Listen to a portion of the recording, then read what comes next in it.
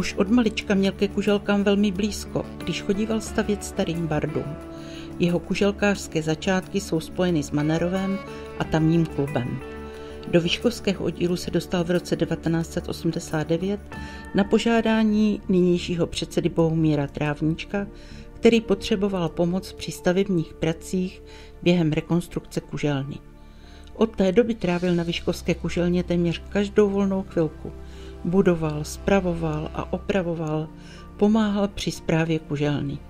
Za zásluhy ho ocenila bronzovou plaketou i Česká kuželkářská asociace. Za jeho hodiny volného času věnované klubu mu patří veliký dík. Na to jsem se potom až úplně na ten závěr, protože už jsem říkal, to nestínu, já potřebuji dodělat ten zadek, aby přijeli ty Košice, udělali ty automaty, no, přijel ten borec z toho Děčína a udělal nám ten sadurik. Ale když to nestíneme, tak to nebude to do začátku soutěží, nic, my nebudeme hrát, protože už nám nikdo, jsme postoupili, to by nám nikdo nedovolil, že aby jsme hráli jen na cizí kuželná.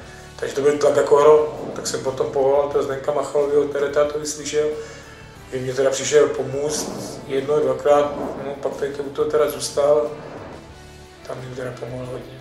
A jasně, bez něho to dělávali velmi těžko, protože to už leželo vyloženě na mě. No, já je neštěstí, že se prostě nedomluvil s těma lidma, s kterýma byl obrovské kamarády,